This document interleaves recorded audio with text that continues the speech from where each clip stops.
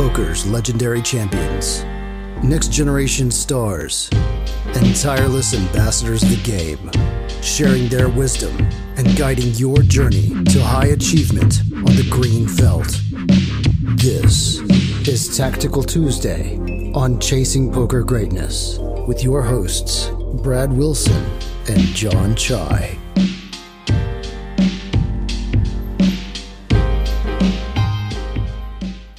Welcome, my friend, to another episode of the Chasing Poker Greatness podcast. As always, this is your host, the founder of ChasingPokerGreatness.com, Coach Brad Wilson, and today is Tuesday, which means it's a tactical day. I'm joined by my co-host, Jon. Jon, how you doing, sir?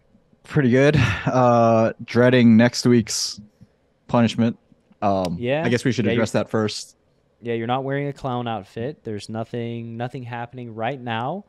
But next week I have a plan that I am going to see to fruition. We're actually going to be doing Tactical Tuesday live on YouTube next week. So the podcast drop may happen the day after on Wednesday.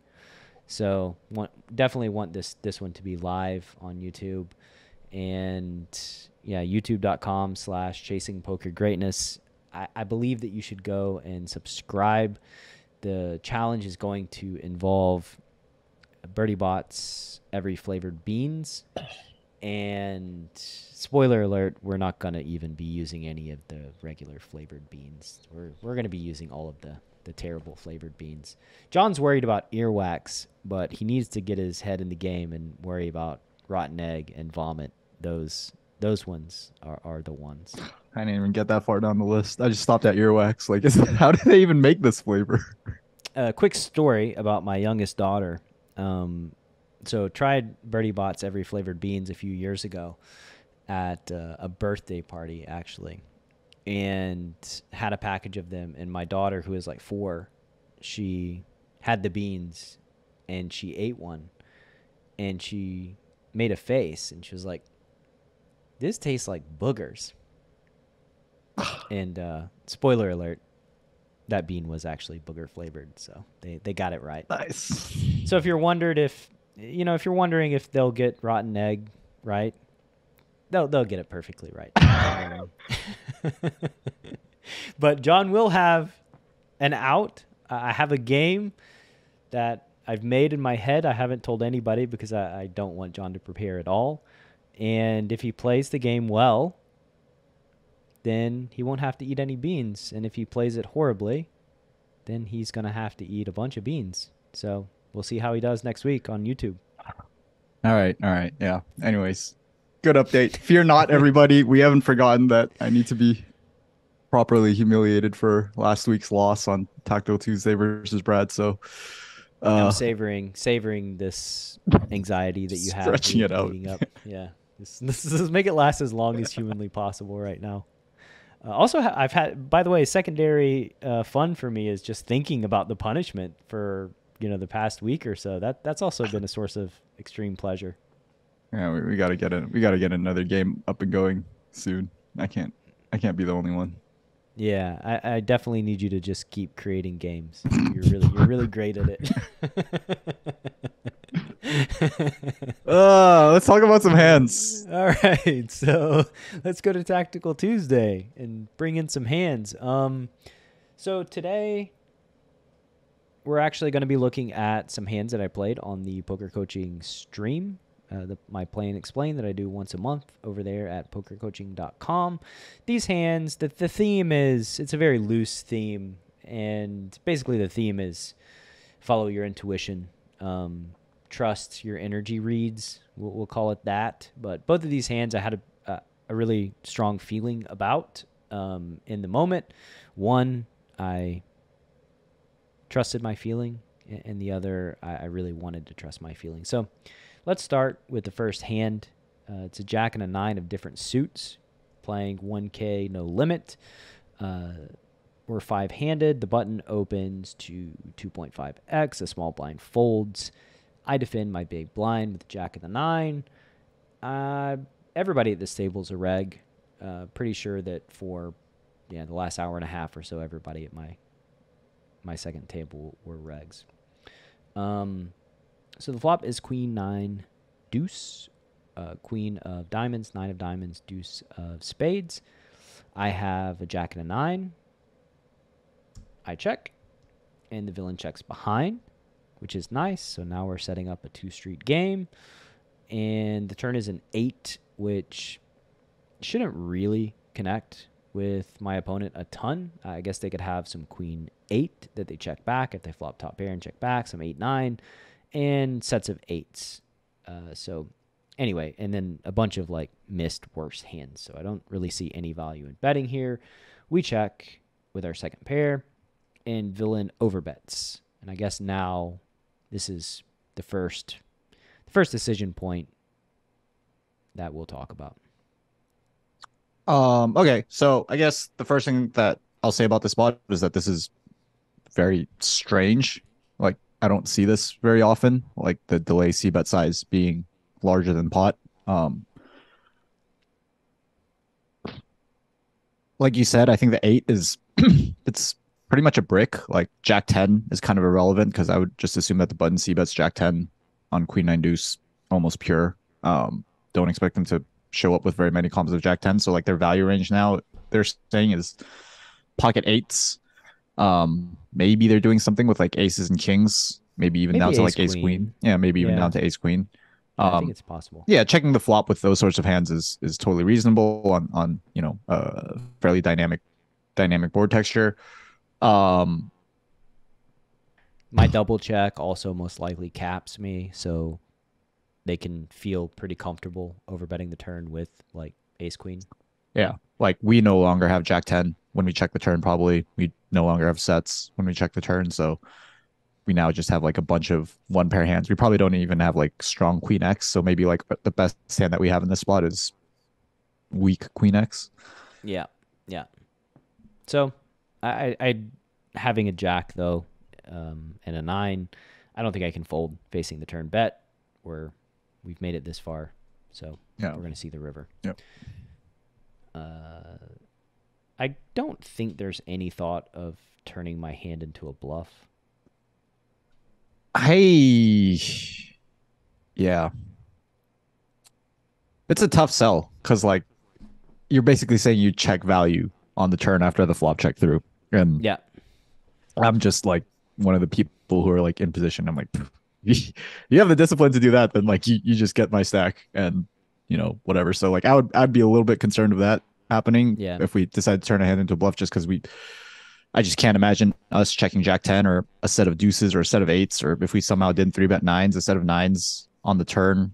And I think most importantly, we're trying to fold out the top end of a polarized range. Right. And that's going to require significant investment. And if we're trying to fold out like a set of 8s, it's tough. Yeah. It's tough folding out sets. Yeah. So yeah, basically with my bluff catcher facing polarized bet, I just decide to call. Should we talk about like some natural bluffs? Like, is there like what's like a type of hand, a bluff here that you'd be like, oh yeah, okay, like that just makes sense. It's just one of the hands that I expect to see here. King Jack, King 10. I think both of those make some sense. Some sort of 10 or Jack blocker. Maybe Ace 10 or Ace Jack even. 10-7, I guess. 10-7, 6-7. 6-7 would make some sense. Yeah. Okay. I mean, I think that just makes me feel better when I can do that, like in a spot where I'm bluff catching and be like, oh, okay, here's like a lot of hands that I beat that they could have. So they have a lot of natural bluffs, and they have much fewer natural value. Yeah. Much fewer combos. So feel good about calling. And the river's an ace, which really doesn't change a ton. Kind of good, right? I mean, I don't know about good, but I don't know that it changes much. I guess it reduces the combos of aces and ace queen. Yeah. It does, like ace jack and ace 10 now do make top pair, which is probably not great facing a spectrum of sizes, but we check the river and we face a size that you don't have ace jack or ace 10 anymore. Ace jack or ace 10. They opt to go, it looks like 2.5x. Yeah. about 2.5x on the river. They bet 456 into 182. The final board is ace, queen. The flop was ace, 9, deuce, turn 8, river, ace. Queen 9 deuce, turn 8, river ace. That's what I said. I think you said there was an ace on the flop. Anyways, queen 9 deuce, 8, ace is the full queen run 9 out. deuce, 8, ace. See, for those of you listening on the podcast that are always like, I forgot the board. Now you know it, clear as day. You have exceptional clarity on what the board is. We still have third pair, 185 in the pot. They bet 456. Any thoughts here? I think all the thoughts that we had on the turn, it's just like the same thing that happened now. You said, I think like the biggest point that you made was that like the ace is bad facing a spectrum of sizes, but this is not one of those sizes because he just doesn't have top pair weak kicker in the spot anymore. He's still repping pocket eights, pocket aces, and ace queen. Yeah, if they bet like pot or 70%, I'd be like, ugh, God. Yeah. Or even if they check back, I'd be like, no, he's just rivered a top pair. Yeah, so basically, like, do we want to face this $456 bet? Like, this is the preferred sizing to face? I think so. Yeah, I think that's where I'm landing on too. So great, we faced our preferred size, and we called, and villain had a jack and a 4 of spades, which I think makes sense. They do have a jack blocker, and they do not have anything. So both components make a lot of sense. I'm not like I don't think having the jack blocker makes sense. Like, he bets jack 10 on the flop, so like him trying to say he has some jack 10s, you know, when he goes over bet over it because he blocks the jack is ridiculous. I think we bet jack 10 on the turn, so like I need to clarify. It makes sense to them. Okay, yeah. Okay. From their perspective, I think it makes sense that they would choose this hand if they didn't really, consider all the things we consider, or maybe they do consider all the things that we considered and just said like, F you, I'm still just going to put a lot of money in the pot and dare you to call me. Yeah. Because most people just don't call. Yeah. Yeah. It's like, I don't have the nuts, but I also know you don't have the nuts, so. Yep. Let's just see what happens when I put all the money in. All right, we're going to go to the break. You can probably hear my cat. Let's hope that she makes it through the break because I'm about to toss her outside. See you in a couple minutes. Are you a lone wolf searching for the ultimate pack? The CPG Wolf program is a close-knit brotherhood hell-bent on one thing only: chasing poker greatness. Powered by bleeding-edge wolf strats and led by Coach Brad and his lieutenants, CPG Wolves are systematically prepared for almost any spot they'll encounter on the green felt. If you want to plug into an elite team and have a step-by-step game plan to realize your full poker potential, you can apply at cpgwolves.com. Space is limited, and the pack is only as strong as its weakest member. So only the hungriest, grittiest, and most driven will be accepted into the program. Applications are open at cpgwolves.com. All right. Welcome back from the break. We got the second hand queued up from my poker coaching, play, and explain that I went through a couple days ago. So we're five-handed, playing 1K and L. The UTG and cutoff both fold. We open 3x on the button with an ace and a jack of different suits, ace of spades, jack of hearts. We get 3-bet from the small blind. The big blind folds, and we call said 3-bet. Nothing really to say here. Flop is 993 rainbow. Villain bet 79 and a 250. And I guess this is the first decision point of calling, folding, facing this third size. Yeah, I think you just put it simply, I'm never folding 2 overs facing a third in position. Yeah, that is pretty simple. You finally come around. It's great seeing you come to the dark side. Oh, I'm full on in the dark side. I didn't say this, but like I'm probably not folding 1 over. Third in position. And if that one over is an ace, you can just forget about forget about Yeah, getting me to fold. you went to the side of power. Yep. I understand. Yep. So the turn's a 4, which is not an ace or a jack, and villain checks. At this point, like, we actually beat a bunch of hands, a bunch of suited broadways, king queen off, and so just decided to check back to try to realize equity and really just kind of see what happens on the river.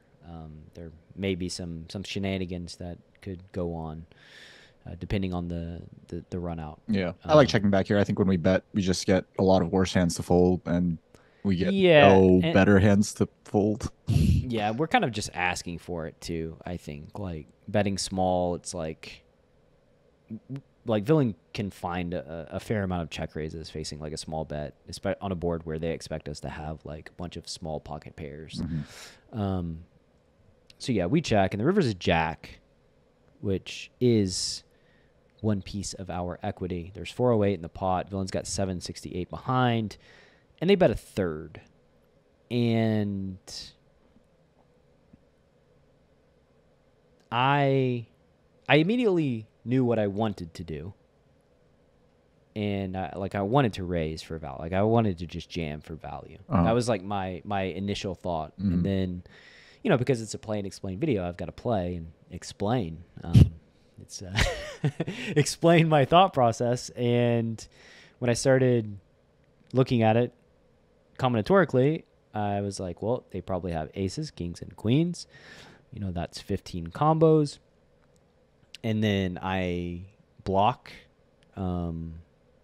I block some of the jacks, right? Having the jack of hearts, some of their like queen jack of hearts, king jack of hearts, jack 10 of hearts that they could then value bet. And basically I just talked myself out of jamming. Then I asked, like, well, maybe they don't call every time when they do have a jack and they're value betting. So eventually, despite my gut reaction that I wanted to jam the river, I did not. I talked myself out of it. But I guess I'd like to hear your thoughts here. What made you want to jam the river? I just thought this sizing is not over pairs. Right. Like, I just thought like because there's 768, they have 7. Like, I would honestly just expect their over pairs to probably just jam or use a bigger sizing. And so like it was pure sizing that made me want to jam. Yeah, I think you can read a lot into the sizing too. I totally agree that I think their overpairs just jam a lot. Like, I think their overpairs and bluffs just jam the river and like don't pick any other size except for jam. Yeah. So yeah, I think this like definitely shrinks down their value region. So like, let's just say like they don't have aces, kings, and queens anymore. Let's just assume we can read into the size to that point. Or say it reduces like 70% of them or whatever. Yeah. And I still think I guess like the real crux of the question is like, do they call it off with jack 10 suited, queen jack suited, king jack suited? They do. They do. I know they do. Yeah. See, like it also felt like they could be inducing. And I don't know. Inducing with an overpair? This is like with a jack. Oh, with a maybe jack. Tens. Yeah. Just trying to get you to jam like sevens or something. Or king queen or ace queen. Yeah. Just some kind of nothing. Yeah. That I have. Thinking that like I mean not sevens, yeah. It's kind of hard to like it's kind of hard to have something on this board. Like I flop a 9, I guess I check it back and then I jam. Like, that's feasible. It's hard to have a 9 in the first place. Yeah. Maybe I have jacks, but if they have a jack, then that's only one combo of jacks. Like, I guess I could have 4s. Do I bet 4s like on the turn sometimes? I'm sure I do. So there's removal. Do I bet a 9 on the turn? There's probably removal there. Yeah. So like I don't know. I can't tell you that they call for sure because I didn't jam. But when they bet, I was very confident that if I jammed, they would call. So I do think they call. Yeah. But that's based on nothing other than energy reads. I think calling here would probably be like the standard play and what I would expect to see myself do most often and what I would expect if someone else showed me this hand, I'd say like, yeah, probably just call the river. Or if they called the river, I'd say, yeah, that's probably normal and fine. But yeah, I think finding the jam here, just based on the sizing, is really, really, really good. Well, I mean, Well, I didn't. not fine. So. Well, at least you thought about it. Yeah, that's the first step to actually jamming is That is. Yeah. And maybe next month I'll have an opportunity to get another energy read and pull the trigger. But yeah, I this hand was. let's just show the result of the hand, so just in case people are wondering what's going on. I called and they did have Queen Jack of Diamonds. And like the reality is too that human beings are so biased that like maybe, it's just this is obviously a part of their range and it's a hand they'll have. Maybe they do bet small with aces, kings, and queens. And maybe they would fold to a jam. I don't actually believe that. I actually I believe something very differently, but it helps me sleep a little better at night. Yeah. Believing that. Yeah, it's hard. Like when you get like, when they have this hand, right? Like if he just had like king queen, we're probably not even talking about this hand or like even thinking about the spot. If he had aces, we're probably not talking about it or thinking about the spot as much as we are now. It's just like the pain of like, oh man, like I considered jamming and I didn't, and he had a hand that like it wasn't considered. It was you knew. I knew instantly. I knew I wanted to jam. Like it was just gut, boom, I want to jam. And then I talked myself out of it. So yeah, it wasn't even considered. It was like, I just thought I should jam instantly and didn't do it. Maybe we should do our next episode on that, on just like that concept of like, experienced players listening to their gut and kind of. Oh, the next episode will be about guts. Most likely yours. So maybe the episode after that. That's such a good segue. I don't even know why I said that word. Yeah, I don't know either. But man, you it was set up so perfectly. Thank the producers for writing such a good script. Yeah. Well done. Well done. Yeah. So we definitely should talk about it at some point in the future, because the reality is I think that our subconscious minds do pick up on a lot of data points that even are hard to be able to describe in the moment, right? Like, especially you play live poker, there's a lot of nonverbal. Most communication is nonverbal. Yeah. And so you can like get a feeling, right? And like, it's hard to quantify that feeling, or it's even hard to say exactly why you have that feeling. Yeah. And yet you can write down what happened and recognize that, holy shit, like the accuracy of this feeling is quite high. Which effectively at the end of the day just means that trust your feeling. Yeah. Now, like your intuition is on point. Sure. Yeah. And before any listener just goes out there and does everything that their gut tells them to do, I do want to say that, it's not just based on emotions. Yeah, like you've played, like the reason why I think this is interesting is because you're someone who's played millions and millions of hands of poker, like tens and tens of thousands of hours of poker, and like that intuition has been honed by like that, the amount of time you've dedicated playing, and like that's why it's like a gut feeling that you can trust versus the person who goes and plays 1-2 no limit a couple times a week and then just says like, well, like I thought he had ace king on the river, so I did this. Yeah. To be fair, I have trusted my intuition a lot, and it's not always been right. My energy reads have not always been on point, right? Nobody bats 100% on this kind of stuff. I think especially in poker, Yeah. It's you're supposed to be wrong quite often in a lot of these situations. But yeah, interesting couple of hands, and I'm super pumped for next week. I can't wait. It's going to be Tuesday, YouTube, 3 p.m. Eastern Standard Time. I've never live streamed anything in my life. I don't think I ever could have imagined that my first one would be something like this. Well, it'll be exactly like what we're doing right now, except live. I'll need like a barf bag. Yeah, I hope not. Do I hope not? I don't know. I don't know what I hope for. I'm pretty sure you're hoping for the barf bag to come into play. Not the barf bag, I don't think. Just, I do want to hurt you though. Maybe not to that extent. Yeah. All right. Well, so make sure you tune in next week, I guess, because Yep. it'll be entertaining at the least. And remember, the boogers taste like boogers. So what does the vomit taste like? All right. See y'all next week. Did I just steal your catchphrase? I don't care. You can have it. I don't care about anything anymore. See you next week, I guess. Thanks for listening to Chasing Poker Greatness. You can subscribe on Apple Podcasts or on your favorite podcast app. Go to chasingpokergreatness.com to get the newsletter. Join the Greatness Village community, book a coaching session, or dive into the latest data-driven poker courses. Follow the show on Twitter @CPG Podcast.